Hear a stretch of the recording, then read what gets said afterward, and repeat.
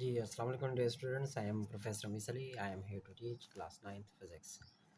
Students, आज हमने chapter 4 के जो शॉर्ट क्वेश्चन है वो हमने डिस्कस करने, ठीक है। तो चलते हैं अपने टॉपिक की तरफ। पहला जो शॉर्ट क्वेश्चन है स्टूडेंट्स, ये मैंने टॉपिक में भी बड़े डिटेल के साथ आपको पढ़ाया है, लेकिन अब भी हम इसे थोड़ा डिस्कस कर लेते हैं, ठीक है। पहला है, वो कहता है कि आप ऐसे करना है, साथ साथ इसके स्क्रीनशॉट ले लेना स्टूडेंट्स, ताकि आपके भी नोट्स बन जाए, ठीक है। तो नोट्स आप साथ साथ बनाते रहें ताकि आपके लिए क्या हो, आसानी हो। तो देखिए स्टूडेंट, वो कहता है define like and unlike parallel forces, ठीक है। अब देखिए इसके अंदर है, ये देखें like and unlike parallel forces.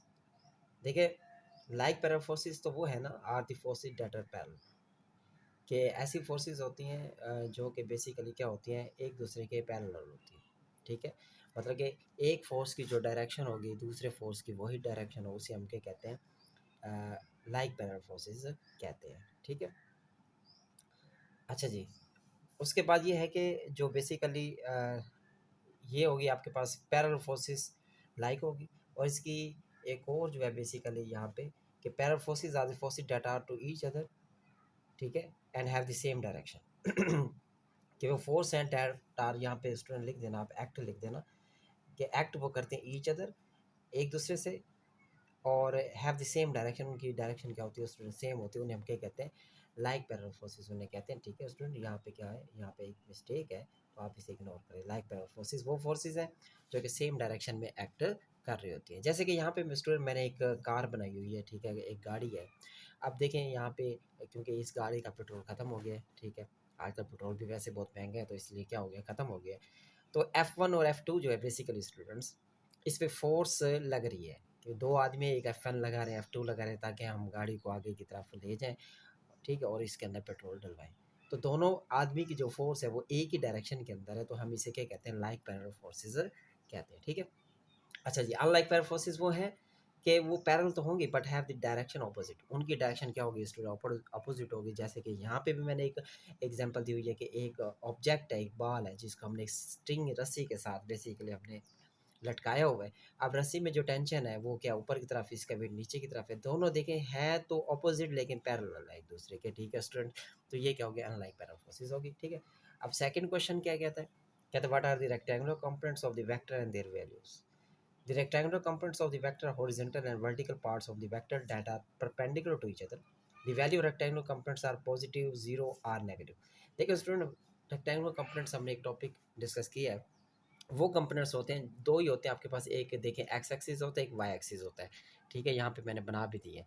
तो बेसिकली ये आपके पास एक्स और वाई एक्सिस जो है स्टूडेंट्स, ये आपका क्या है, आपके पास हॉरिजॉन्टल कंपोनेंट्स है, ठीक है।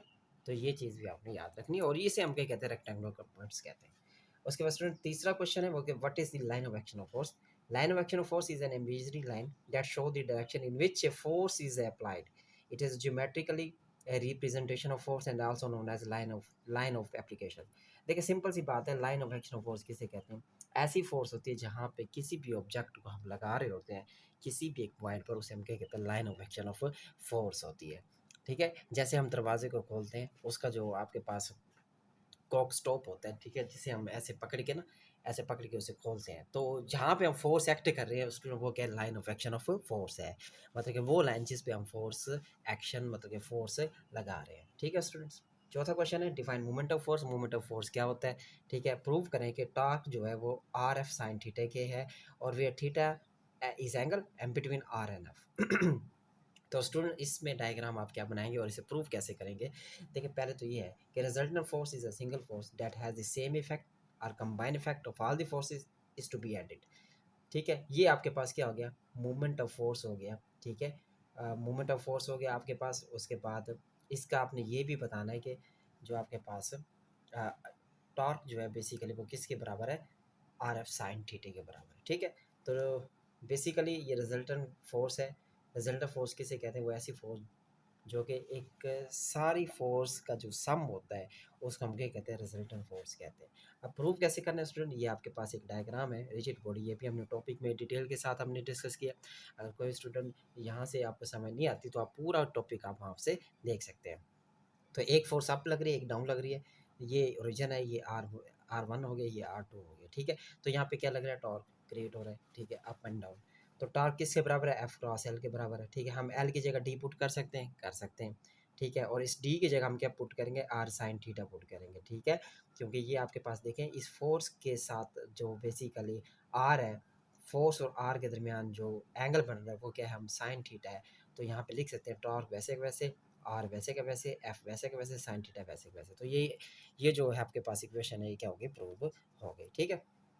अच्छा जी, उसके बाद क्या पांचवा क्वेश्चन है, वो कहता है with the help of a diagram, diagram के जरिए show the resultant force is zero but the resultant torque is not zero. वो कहते हैं आप डायग्राम से हमें बताएं कि जो रिजल्टेंट फोर्स है स्टूडेंट वो क्या है, जीरो है, लेकिन जो बेसिकली टॉर्क है वो जीरो नहीं, आप बताएं। तो देखिए एनालिसिस यहाँ करते हैं, ये आपके पास सीसा झूला है। तो पहले रिजल्टेंट फोर्स क्या कह रहे हैं, weight of each child act downward since they have equal weights and are equal distance, the net downward force on the one side is balanced by the net downward force on the other side, resultant force is zero।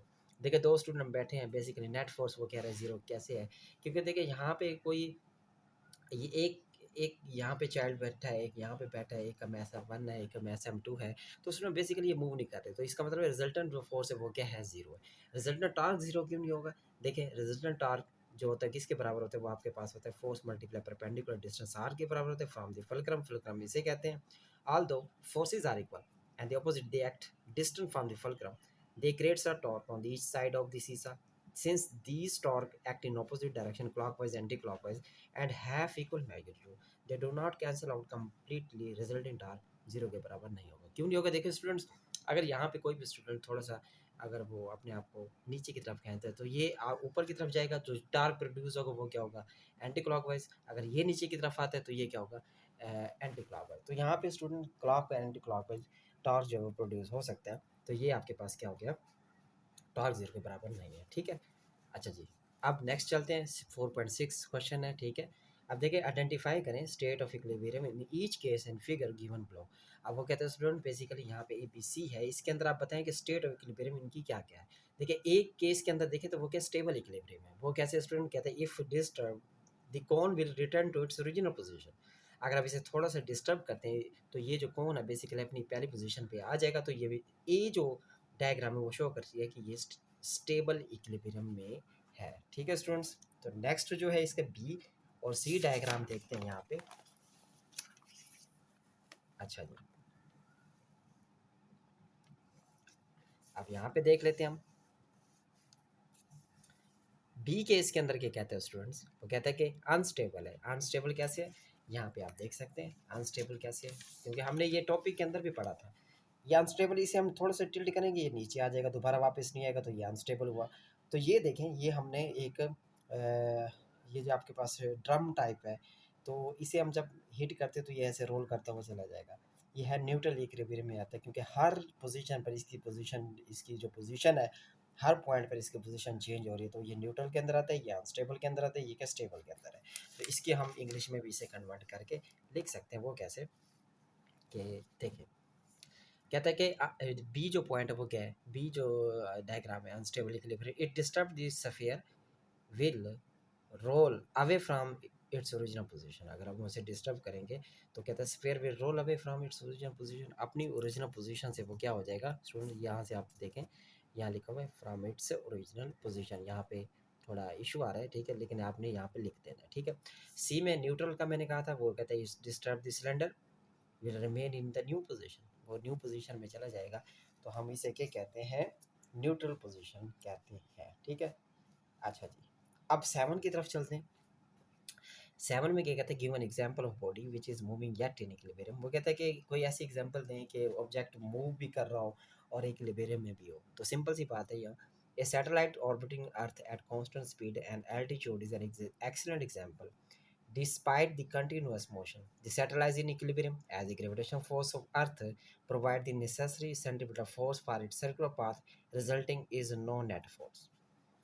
इसमें कहते हैं कि जो satellite होते हैं, जो ज़मीन के अराउंड घूम रहे होते हैं, बेसिकली उनको ज़मीन की जो ग्रेविटेशन फोर्स है उनके ऊपर लगती है और उन्हें सैटेलाइट को क्या करती है, मजबूर करती है कि वो ज़मीन के अराउंड क्या है, चक्कर लगाना स्टार्ट कर दें। और जो फोर्स बेसिकली किसी भी ऑब्जेक्ट को एक सर्कुलर पाथ में रिवॉल्व करने के लिए यूज़ की जाती है, वो क्या होती है, सेंट्रीपिटल फोर्स होती है। तो वहाँ पे बेसिकली कोई और फोर्स उस पे एक्ट नहीं कर रही, लेकिन ग्रेविटेशन फोर्स एक्ट कर रही है। एक कांस्टेंट स्पीड के साथ ऑब्जेक्ट मूव कर रहा है। अगर कांस्टेंट स्पीड के साथ ऑब्जेक्ट मूव कर रहा है, उसकी स्पीड में कोई चेंज नहीं आ रहा, तो तब भी हम उसे कहते हैं कि वो ऑब्जेक्ट जो है वो क्या है, इक्विलिब्रियम में है। ठीक है।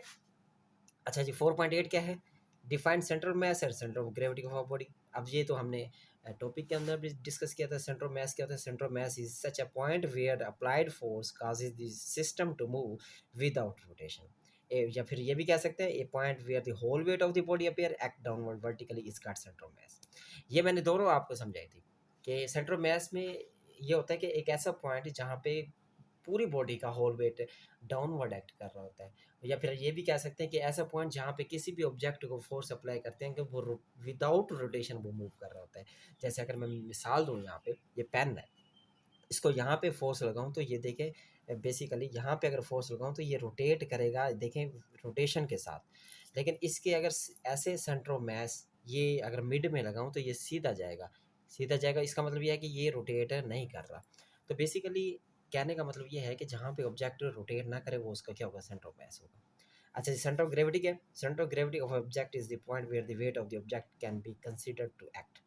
सेंटर ऑफ ग्रेविटी वो पॉइंट होता है जहाँ पे किसी भी ऑब्जेक्ट का जो वेट है वो बेसिकली क्या कर रहा होता है, can be consider to act, जहाँ पे वो एक्ट कर रहा होता है। ये भी उसके साथ मिलता जुलता है। सेंटर ऑफ ग्रेविटी भी पॉइंट ऐसा है जहाँ पे आपका जहाँ पे पूरी एक ऐसा पॉइंट होता है बॉडी का स्टूडेंट जहाँ पे ग्रेविटी ज़्यादा लग रही होती है, उसे हम क्या कहते हैं, सेंटर ऑफ ग्रेविटी कहते हैं। अच्छा जी, ये 4.9 है, बड़े इंपॉर्टेंट है ये भी। कहते हैं what are two basic principle of stability physics which are applied in designing balancing toys and racing cars. तो कहते हैं दो प्रिंसिपल बताएं। ठीक है, जब आप कोई भी बैलेंसिंग टॉयज या रेसिंग कार क्या करते हैं, आप उन पे ऊपर अप्लाई कर रहे होते हैं। देखो, पहली बात तो ये है keeping the centre of gravity low. अगर सेंटर ऑफ ग्रेविटी लो होगा, कहते हैं low centre of gravity makes an object more resistance to tipple over, tipping over. This is why race car are designed to as low to the ground as possible. कहते हैं इसी तरह racing car जो होती है उनकी height कम रखी जाती है, उनका जो सेंटर ऑफ ग्रेविटी है लो रखा जाता है, क्योंकि उनकी स्पीड ज़्यादा होती है। और स्पीड ज़्यादा होने की वजह से हमने उन्हें स्टेबल तो रखना है ना स्टूडेंट, तो स्टेबल रखने के लिए उनकी हाइट को हम कम रखते हैं। ठीक है, ताकि वो स्टेबल रहे। Increase the base of support.